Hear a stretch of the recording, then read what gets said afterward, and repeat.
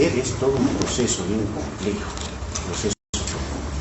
bien complejo, no sobrehumano se puede decir, ¿no? Nosotros nos parece algo fácil hablar, escuchar, entender, ¿no? Pero ese simple hecho es una cosa que se puede decir que es magia, ¿no? No se hace tan fácil, pero usted ha tardado millones de años en la evolución.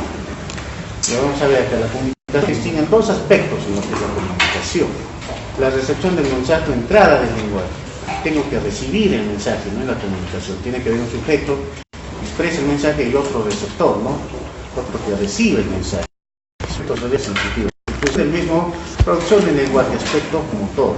Y esa persona que recibe el mensaje, hace un mensaje, es una persona que emite el mensaje, es otra persona que recibe el mensaje. Y esa persona que recibe el mensaje es el receptor, ¿no? El receptor del mensaje. Y esa producción del lenguaje tiene que haber aspectos sensoriales, sensitivos, que es la parte de Wernicke, que también ya vimos la clase pasada, vamos a volver a ver de todas maneras.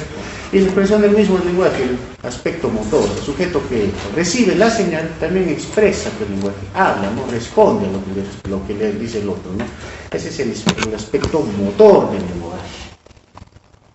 Aspectos sensitivos en la comunicación. Cuando oyen o reconocen perfectamente las palabras, saben, escuchan, pero son incapaces de comprender su significado, afasia sensorial, afasia de Wernicke. Ya les he dicho, ¿no? Las dos áreas básicas del lenguaje son el área de Broca y el área de Wernicke. Cuando hay se llama afasia a un problema en el lenguaje, ¿ya? Hay varios tipos de problemas en el lenguaje, disartrias, dislalias, dislexias, ¿no? Eso ya, cuando hagan semiología ya van a ver cada una de esas cosas, ¿no? Pero acá lo que nos interesa es la afasia. Un defecto en la producción, cuando hay problemas en la producción del lenguaje. Acá hay un problema sensorial, o sea, el sujeto escucha todo el lenguaje, escucha las palabras, pero no las puede procesar. Eso está mal en el área de Wernicke. El sujeto incluso responde, no te entiendo, repite, o sea, tiene el lenguaje fluido, coherente y todo, pero lo que uno habla no le entiende, ¿no? Bueno, no digo eso. Si la lesión rebasa los límites del área de Wernicke, se produce una incapacidad total para usar el lenguaje. Afasia global. Hay tipos de afasia, ¿ya? Vamos a ver. Hay afasia receptiva. La otra tipo de afasia global, ¿no? Receptiva, expresiva. Entonces, de Wernicke es un tipo de afasia receptiva. O sea, recibe toda la señal, todo, pero el sujeto no lo procesa. Es un tipo de afasia receptiva. Ahora, cuando se convierte, esto se puede volver en una afasia global, ya total, como dice ahí, ¿no? Por lo que queda casi demente para la comprensión del lenguaje o la comunicación. Aspectos motores, ya hemos visto la parte sensitiva, afasia sensitiva, afasia receptiva, que es el área de Wernicke, no se olviden de eso. Ya saben dónde se encuentra el área de Wernicke, en el lóbulo temporal, en la parte superior, ¿no? Cerca de la cisura de Silvio. Y esa área está ahí, ahorita voy a explicar eso, ¿ya? Aspectos motores de la comunicación, ya hemos visto la parte sensitiva, la parte motor. Acá sí es capaz de formular mentalmente un lenguaje verbal. O sea, el sujeto entiende lo que el otro le está hablando, comprende perfectamente, pero no puede expresar la materia de respuesta. Afasia motora de Broca. Entonces no se olviden, afasia sensitiva, afasia motora de Broca, o afasia expresiva también se le llama. El sujeto no puede expresar de lo que habla, no entiende todo perfectamente, pero no puede expresar, por lo más que lo intenta. Es una afasia expresiva de Broca o afasia motora también se le llama, ¿ya? Una persona sabe lo que quiere decir, pero no logra, el sistema vocal no logra vocalizar las palabras, ¿ya? En lugar de los ruidos, ¿no? ¿Listo? Acá está, ¿no? Acá lo pueden ver perfectamente. Este es el área de ¿qué? Y acá hay una convolución angular que se llama. Entonces esta área de Wernicke está estratégicamente ubicada, si se dan cuenta, cerca del lóbulo occipital, cerca del lóbulo temporal. Entonces todas las señales auditivas que escuchan, ¿no? El lenguaje se escucha por el sonido, ¿no? Eso se traduce en el área del cerebro, ¿no? Entonces está cerca. También acá, si yo leo, también se expresa en el lenguaje. Y todo esto llega acá al área de Wernicke. Y del área de Wernicke pasa al área de Broca. ¿Para qué? Para que se articule el lenguaje. Hay un fascículo acá que lo conecta. ¿Cómo se llamaba? Arcuato, ¿no? Fascículo arcuato. Lo conecta. Llega al área de Broca. Y el área de Broca es premotora. Está cerca del área motora del cerebro. Y ahí es donde en el área de Broca pasa la motora y se articula el lenguaje, ¿eh? Todo ese ciclo del lenguaje. No se olviden, ¿ya? Ese es el ciclo. Área de Wernicke, fascículo A4, área de Broca, llega área motora y se expresa, pues muevo la boca, muevo los músculos, no es motora, por eso se dice, ¿no? Eso es lo que más, eso es lo más resaltante de este gráfico, donde pueden verlo, ¿ya? La percepción de la palabra escrita posterior, lo que les dije, no, lóbulo occipital, está cerca del lóbulo occipital, está casi en la frontera del lóbulo occipital, para que yo lo pueda leer, no lo que visualizo y se pueda procesar en lenguaje. Escrita posterior, pronunciación, ¿no? Procesamiento del lenguaje, ahí está lo que les dije, el habla, esterognosia, la afasia motora, el área de Wernicke, afasia sensitiva, ¿no? La audición, cerca de la audición, la visión, ¿se dan cuenta?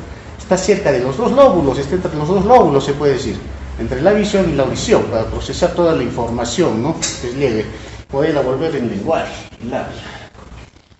Funciones del cuerpo calloso y la comisura anterior en el traslado de la información del hemisferio a otro. Ustedes ya saben que los hemisferios están conectados por el cuerpo calloso, es el que une los dos hemisferios. Hay comunicación de ambos hemisferios gracias al cuerpo calloso. Pero no solo el cuerpo calloso, hay otras sustancias, otras estructuras también que sirven para conectar lóbulos, conectar hemisferios, que son las comisuras. Hay comisuras anteriores, comisuras posteriores, ¿no?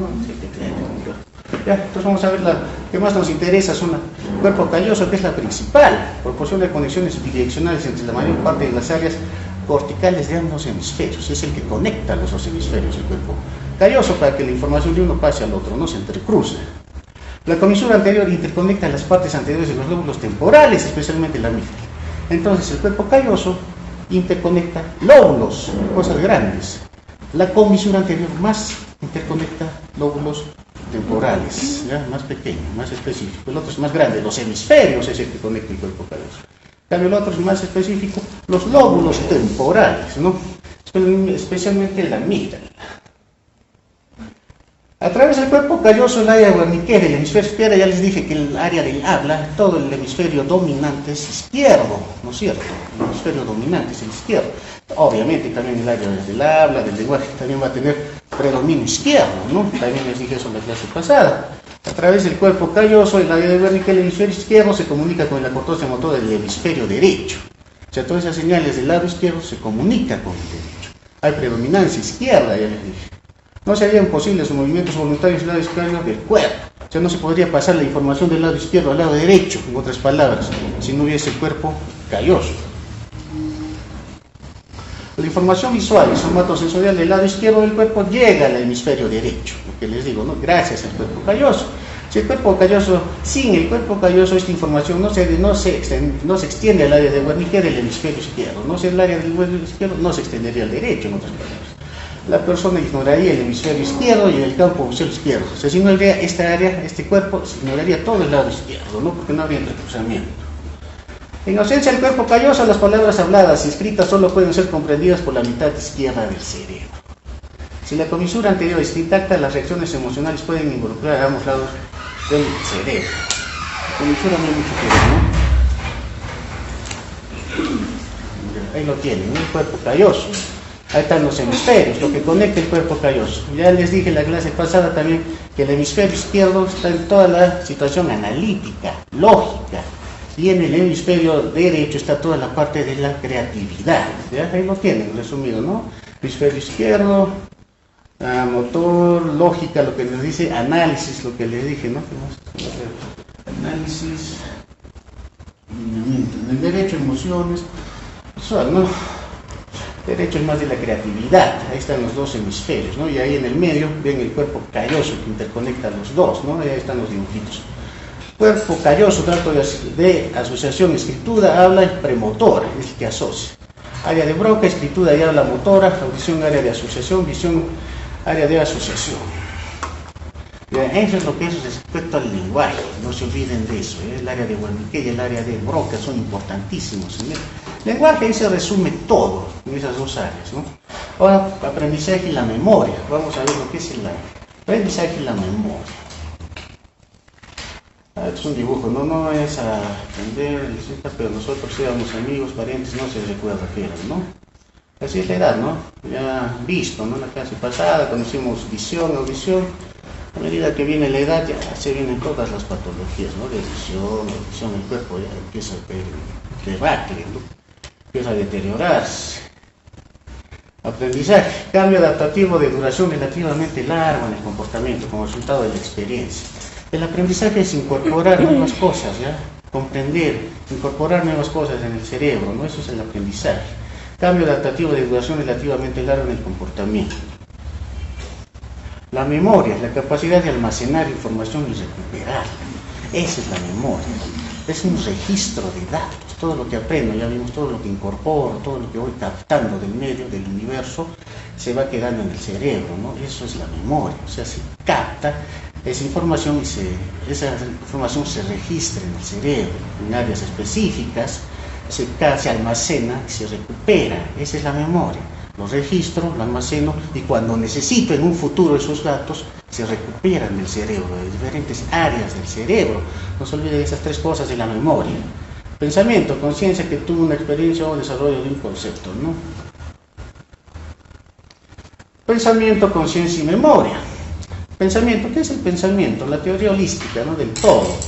Sugiere que surge a partir de un estímulo moldeado que actúa sobre la corteza cerebral, tal como el sistema límbico. Pensamiento ya hemos visto que está más relacionado con el área límbica, con el área del neocórtex. Conciencia, la corriente continua, la percepción de nuestro entorno, la consecuencia de pensamientos. O sea, la conciencia es el estado de darnos cuenta de todo nuestro entorno y la secuencia de nuestros pensamientos. Eso es la conciencia, ¿no? Uno está consciente cuando está en la realidad, ¿no? Cuando está consciente, cuando está,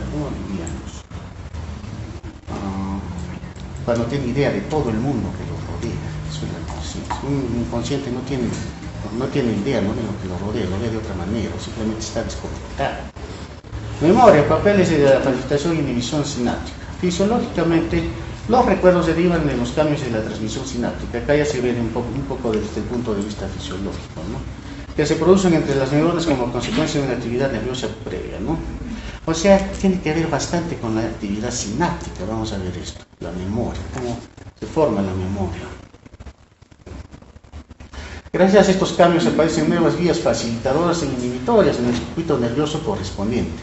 Así va a haber cosas que facilitan a que recordemos, cosas del pasado, cosas facilitadoras. Las vías nuevas o facilitadoras se llaman huellas de la memoria, que hacen que se grabe mejor la información. Y va a haber cosas inhibitorias, que vamos a ver dentro de un rato, que va a hacer que cosas absurdas, tontas, no las grabemos, ¿ya? O sea, lo mejor con un filtro, lo mejor se graba, lo que no tiene mucha relevancia se olvida, ¿ya? Entonces, cuando uno tiende a grabar lo bueno, las cosas positivas se llaman huellas de la memoria. Gran parte de la memoria que asociamos con los procesos intelectuales se basa en las huellas de la memoria, como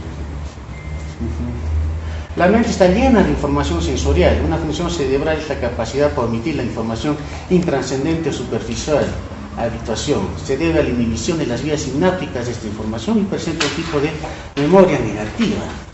¿Qué quiere decir esto? O sea, como les digo, las cosas intrascendentes que no tienen valor se tiende a olvidar. O sea, los recuerdos del pasado que nos han causado daños, como un mecanismo de defensa, el cerebro trata de olvidarlos, trata de que se eliminen, ¿no? Pero de repente han sido experiencias muy frustrantes, muy traumáticas, ¿no? En especial en la niñez. A veces eso ya queda como traumas, ¿no? Ya queda como traumas para la gente, ¿no? Ya necesita ayuda, ¿no? Psicológica, no psiquiátrica. Pero por lo general, las malas experiencias, las malas cosas que vivimos, o cosas que no tienen importancia para nosotros, el cerebro como un mecanismo de defensa trata de eliminarlas, trata de debilitarlas, ¿no? Para que nos vaya bien, ¿no? Este es un tipo de memoria negativa. El otro era la huella de la memoria, la cuestión positiva, ¿no? Todo lo bueno trata del cerebro de conservarlo, de que se quede grabado, almacenado, ¿no? El cerebro es capaz también de acumular ciertas huellas en la memoria mediante la facilitación de circuitos, y esto es gracias a la facilitación de los circuitos que se llaman sensibilización de la memoria. El dolor y el placer representan memoria positiva, ¿no? Eso ya es la memoria positiva, el placer, cosas que me causaron agravio en la infancia, trato por lo general de recordarlo siempre, ¿no? Como una cosa, como un estímulo para seguir en la vida. O el dolor también, ¿no? Digamos, me quemo con la olla caliente, ya queda como una memoria positiva para ya no volverme a quemar, ¿no es cierto? Eso se recibe, ¿ya? Memoria positiva, memoria negativa, huellas de la memoria, no se olviden eso. Memoria, vías nuevas, huellas en la memoria, recuerdos negativos, habituación, ignora la información extraña o irrelevante, lo que les digo, sensibilización, la capacidad de mejorar o almacenar ciertos recuerdos. Ya, la memoria la dividen por lo general en psicología, en otra bibliografía, la dividen según su duración, según su contenido. Según la duración, la dividen en memoria sensorial, memoria a corto plazo y a largo plazo. ¿Ya? Y según su contenido, se divide explícita e implícita, cómo se divide. Vamos a ver ahora según la duración de la memoria. ¿Cómo es la memoria? ¿No? Memoria a corto plazo, los datos duran segundos o minutos, eso es a corto plazo, o sea, me dicen algo, unos segundos, o sea, no llega al minuto, en otras palabras, 30 segundos, 10 segundos, sí, me olvidé del asunto, ¿no? Esa es una memoria a corto plazo, dura segundos. Yo tenía un número telefónico, por ejemplo, ¿no? Me dicen el número, unos segundos, no me interesa, me olvidé, ¿no? Pues memoria a corto plazo. Memoria de duración intermedia, recuerdo, duran días o semanas. Y la memoria a largo plazo dura toda la vida, se prolonga hasta el infinito, hasta que uno se muere. Esa es la de largo plazo. La memoria suele clasificarse según el tipo de información almacenada. Declarativa, el recuerdo de los detalles diversos, un pensamiento integrado en una experiencia importante. Práctica, suele asociarse con actividades motoras del cuerpo. La habilidad para golpear a la pelota de tenis, ¿no? Por clasificación declarativa, práctica. Este es el slide. Teorías sobre las formas de memoria. Memoria a corto plazo se origina por una actividad neural continua, resultante de señales nerviosas repetitivas que viajan a lo largo de una huella de la memoria temporal. Es la teoría de la memoria a corto plazo, a través de los circuitos de neuronas reverberantes. Memoria a corto plazo. La facilitación en la inhibición presináptica en sinapsis que asienten terminaciones presinápticas. O sea, hay una comunicación sináptica, todo lo de neurología es pura sinapsis. Una potenciación sináptica por acumulación de cantidades considerables. Aquí en lo que es la memoria se tiene que ver bastante en lo que es el calcio. El calcio junto con el potasio hace que el potasio hace que se libere calcio, ya vimos todo ese ciclo. Y este calcio hace que se liberen neurotransmisores. No se olviden, el calcio es fundamental en todo esto. Y estos neurotransmisores, que es el GABA, el estimulante, hacen que, el glutamato, hacen que recordemos más las cosas, ¿ya? Duración del recuerdo por no más de 10 minutos, un número telefónico, ¿no? Corto plazo. 10 minutos, dice acá, ¿no? Por lo general no llega a un minuto, la idea, la de corto plazo. Memoria a corto plazo, circuito reverberante, facilitación, inhibición prolongada, acumulación de calcio. No se olviden, el ion fundamental en la cuestión de las memorias es el ion calcio. Gen GREM1, proteína, el elemento de regulación de quinasas. Memoria a mediano plazo, duración desde minutos hasta semanas. Debido a alteraciones químicas en la terminación presináptica de la membrana neural cósmica. Todo es pura sinapsis, presinapsis, prosinapsis, ¿no? Terminación de participación de dos terminales sensitivas y facilitadoras en el caracol de Aplis. La estimulación de neuronas sensitivas genera habituación y memoria negativa carente de importancia. Ya les he explicado. Ya, acá está lo que les digo, toda la bioquímica de la memoria, ¿no? Cuando se estimula una terminación se produce una liberación de serotonina en el lado sináptico de la terminación sensitiva. La estimulación de los receptores de serotonina activa la adenilciclasa, un terminal sensitivo principal. Esto induce la formación de AMP cíclico, que hace que se libere una proteína quinasa y conduzca a la proliferación de una proteína que bloquea los canales de potasio en el terminal sensitivo. La disminución de contagio de potasio origina potencial de modulación prolongada que almacena el terminal sensitivo y calcio. Entonces no se olviden, hay liberación de serotonina, lo que hace que se libere AMP cíclico. El AMP cíclico cierra canales de potasio y al liberarse canales de potasio se libera calcio y el calcio es lo que hace que memoricemos, ya se liberen neurotransmisores. Entonces es toda la secuencia de lo que dice esta diapositiva: serotonina, AMP cíclico, potasio, calcio, neurotransmisores. Eso es todo lo que resume esta diapositiva, ¿ya? No se olviden de eso. La serotonina es un transmisor importante, el AMP cíclico, que es el segundo mensajero, y los iones potasio y calcio, ¿no? Para la memoria.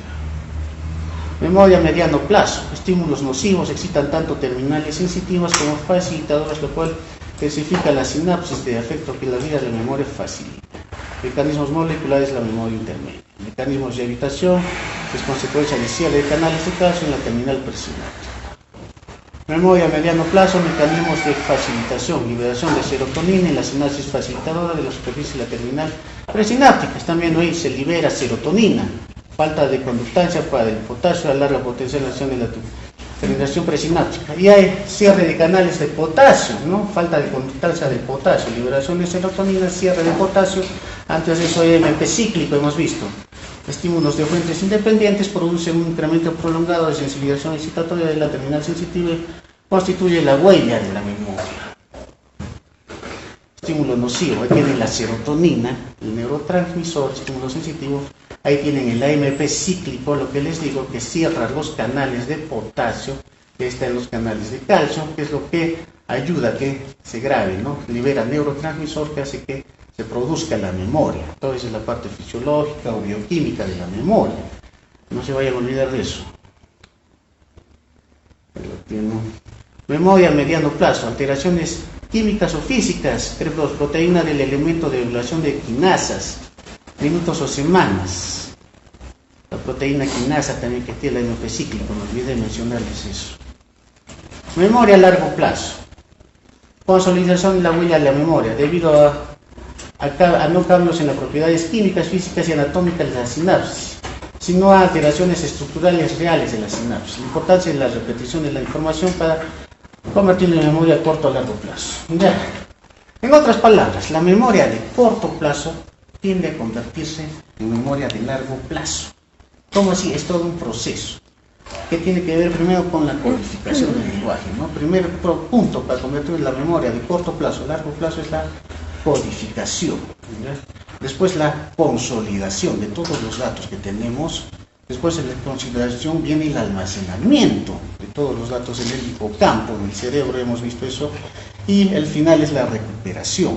Esos son los procesos, esos cuatro que les estoy mencionando: la codificación, la consolidación, el almacenamiento y la recuperación.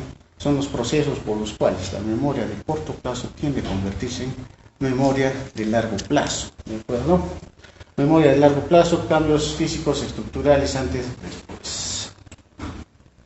Memoria de largo plazo, cambios estructurales en la sinapsis, aumento de lugares de liberación de vesículas de neurotransmisores, se liberan más neurotransmisores, de vesículas disponibles, el número de terminales presinápticas, cambio en la forma, el número de espinas postsinápticas, es una memoria de largo plazo. Consolidación de la memoria, lo que les dije, requiere de 5 a 10 minutos mínimo o una hora para estar más consciente o consolidada. La repetición, codificación, se compara de nuevo y lo antiguo buscando semejanzas y diferencias, ¿no? Acá en la codificación, en la consolidación, por lo general la memoria trata de buscar relaciones, asociarlo con otras cosas para que se produzca la memoria a largo plazo. Memoria a largo plazo, el almacenamiento de la memoria en el hipocampo, lo que les dije. Promueve el almacenamiento de los recuerdos. En las lesiones del hipocampo, estudios epilépticos demuestran mejoría en la enfermedad, pero pérdida de la capacidad de guardar información anterógrada, amnesia anterógrada. El hipocampo es donde se almacena. Memoria a largo plazo. Hipocampo es la vía de salida de las zonas de recompensa y castigo del sistema límbico. Estado de ánimo y motivación de las personas. Forma parte del sistema límbico, eso del hipocampo. Ya les dije. El tálamo discrimina información y determina conjuntamente con el hipocampo lo que es importante guardar o ser recordado. O sea, el tálamo es como con el hipocampo hace qué es importante y qué no es importante guardar. Memoria a largo plazo. Lesiones en el hipocampo. Altera la memoria retrógrada y anterógrada. Lesiones de las zonas del tálamo. Altera la memoria retrógrada y no así la anterógrada. Hipocampo no participa en tipos de aprendizaje reflejo. Deportes, manualidades, estresas, es decir, no tiene dificultades de admitir destrezas físicas porque se basa en el ejercicio repetitivo de la tarea de una y otra vez. Hipocampo, indispensable para memoria a mediano y largo plazo. El hipocampo es el área de la memoria, se puede decir.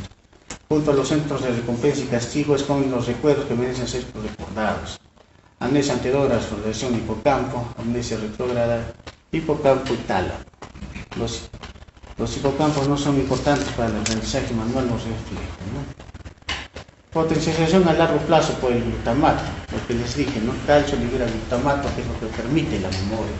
Unión del glutamato a receptores NMAD, N-metil-D-aspartato, simultáneamente despolarización de membranas postsinápticas, aperturas de canales de calcio por el receptor NMDA. La entrada de calcio produce potenciación a largo plazo de la neurona postsináptica. No se olviden eso, el calcio es muy importante en nuestro memoria, el glutamato. El calcio también activa la óxido nítrico sintetasa con aumento de óxido nítrico. El óxido nítrico actúa como mensajero retrógrado, fundiendo a la neurona presináptica, haciendo que estas neuronas liberen más neurotransmisores. O sea, aparte del calcio, el glutamato hace que se libere ese óxido nítrico, también hace que este óxido nítrico se libere en nuestros neurotransmisores para la formación de la memoria. Ahí lo tienen, ¿no? Liberación, las vesículas, presináptica, prosináptica, calcio, glutamato, óxido nítrico, receptores. Ya jóvenes, entonces no se vayan a olvidar de todo eso, ya de la memoria, del aprendizaje, cómo la memoria de corto plazo se vuelve a largo plazo, los iones importantes, el calcio, el potasio, la fosforoquinasa, el AMP cíclico, la serotonina, el glutamato, los neurotransmisores que tienen que ver con la formación de la memoria, el hipocampo, que es donde se guarda la memoria, en las cuestiones del lenguaje, el área de Broca, el área de Wernicke, la psicomotricidad angular, no se olviden de todas esas cosas, ¿verdad? La memoria de corto plazo, mediano plazo, largo plazo, la memoria sensitiva, ¿de acuerdo? Sensorial, perdón, no sensitiva. Ya jóvenes, eso sería todo, ¿eh?